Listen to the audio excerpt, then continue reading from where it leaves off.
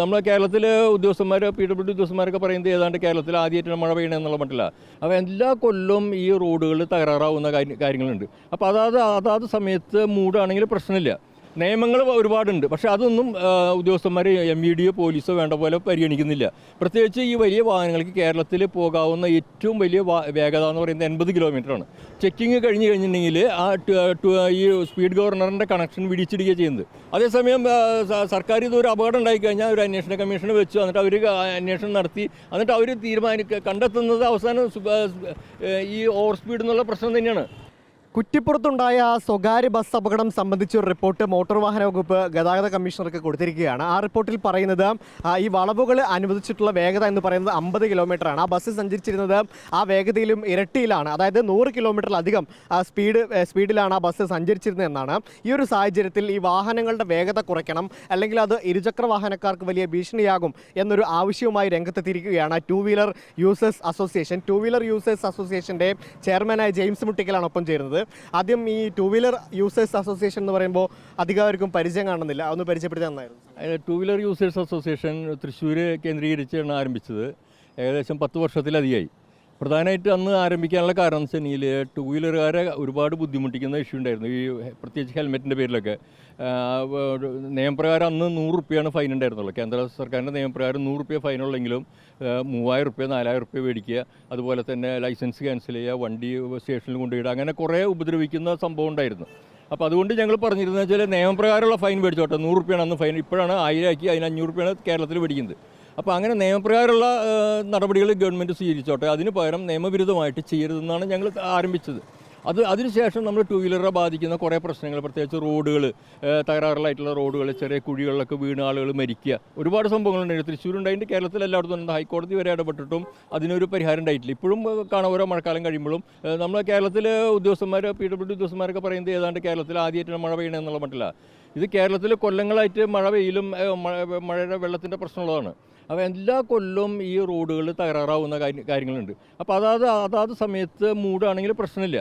അത് ആ ചെറിയ കുഴികൾ പിന്നീട് വെള്ളം വീണോ വണ്ടികൾ പോയി കഴിയുമ്പോൾ അത് വലുതാവുകയും അതിൽ ടൂ വീലർ യാത്രക്കാർ വീണ് മരിക്കും. ഇതിൻ്റെ ഒരു 200 മീറ്റർ മുന്നാണ് കഴിഞ്ഞ കൊല്ലം ഒരു ചെറുപ്പക്കാരൻ മരിച്ചത്. വലിയൊരു പ്രശ്നം ഉണ്ടായിട്ടുള്ളതാണ്. അപ്പോൾ അങ്ങനത്തെ ഇഷ്യൂസ് ഉണ്ടാവുന്നതിൻ്റെ പ്രധാന കാരണം റോഡുകളിൽ വരുന്ന കുഴികളാണ്. അതാത് സമയത്ത് പരിഹരിക്കുന്നില്ല. അതായിരുന്നു ഞങ്ങളുടെ പ്രധാന. പിന്നെ അതിനേക്കാൾ പ്രശ്നം എന്ന് പറയുന്നത് ഇപ്പോൾ വാഹനങ്ങളുടെ അമിത വേഗം, അത് കാറുകളായാലും ബസ്സുകളായാലും ടിപ്പർ ലോറികളായാലും അമിത വേഗത്തിലാണ് ഇപ്പോൾ സഞ്ചരിച്ചുകൊണ്ടിരിക്കുന്നത്. നിയമങ്ങൾ ഒരുപാടുണ്ട്, പക്ഷേ അതൊന്നും ഉദ്യോഗസ്ഥന്മാർ MVD പോലീസോ വേണ്ട പോലെ പരിഗണിക്കുന്നില്ല. പ്രത്യേകിച്ച് ഈ വലിയ വാഹനങ്ങൾക്ക് കേരളത്തിൽ പോകാവുന്ന ഏറ്റവും വലിയ വേഗത എന്ന് പറയുന്നത് 80 കിലോമീറ്ററാണ്. പക്ഷേ 80 കിലോമീറ്ററിന് പകരം നമുക്കറിയാം അവിടെ സ്പീഡ് ഗവർണർ ചെക്കിങ്ങിൻ്റെ ടൈമിൽ വെക്കുകയും ചെക്കിങ് കഴിഞ്ഞിട്ടുണ്ടെങ്കിൽ ഈ സ്പീഡ് ഗവർണറിൻ്റെ കണക്ഷൻ പിടിച്ചിടുകയാണ് ചെയ്യുന്നത്. അതിൻ്റെ പേരിലാണ് 100-140 കിലോമീറ്റർ വരെ കേരളത്തിൽ ബസ്സുകൾ സ്പീഡിൽ പോയിക്കൊണ്ടിരിക്കുന്നുണ്ട്. അതാണ് കുറേ അപകടങ്ങൾക്ക് കാരണം. അതേസമയം സർക്കാർ ഇതൊരു അപകടം ഉണ്ടായിക്കഴിഞ്ഞാൽ ഒരു അന്വേഷണ കമ്മീഷനെ വെച്ചു, എന്നിട്ട് അവർ അന്വേഷണം നടത്തി, എന്നിട്ട് അവർ കണ്ടെത്തുന്നത് അവസാനം ഈ ഓവർ സ്പീഡ് എന്നുള്ള പ്രശ്നം തന്നെയാണ്. ഇപ്പോൾ കുറ്റിപ്പുറത്തുണ്ടായ സംഭവത്തിൽ ആ ഭാഗത്ത് ഈ ടേണിങ്ങും കാര്യങ്ങളും ഉള്ളതുകൊണ്ട് 50 കിലോമീറ്റർ സ്പീഡിൽ വലിയ വാഹനങ്ങൾക്ക് പോകാൻ പാടുള്ളൂ. പക്ഷേ അവിടെ പോയിക്കൊണ്ടിരിക്കുന്നത് 140 കിലോമീറ്റർ സ്പീഡിലായിരുന്നു ആ ബസ് പോയിക്കൊണ്ടിരുന്നത്. അതുകൊണ്ടാണ് ഈ അപകടങ്ങൾ ഉണ്ടാവുന്നത്. അപകടങ്ങൾ ഉണ്ടായി കഴിഞ്ഞിട്ട് പറഞ്ഞിട്ട് കാര്യമില്ല. അപ്പോൾ അതിന് ഞങ്ങളുടെ പ്രധാന ഡിമാൻഡ് എന്ന് വെച്ചാൽ എല്ലാ വാഹനങ്ങളുടെയും, അത് കാറായാലും ബസ്സായാലും ടിപ്പറായാലും ടൂ വീലറായാലും അമിത വേഗത്തിൽ പോകുന്നതിന് നിയന്ത്രണം വേണം. അവരെ കഠിനമായ ശിക്ഷ കൊടുക്കണം. അതാണ് ഞങ്ങളുടെ പ്രധാന ഡിമാൻഡ്. അതാണ് അപകടങ്ങൾ കൂടുതൽ വരുത്തുന്നത്.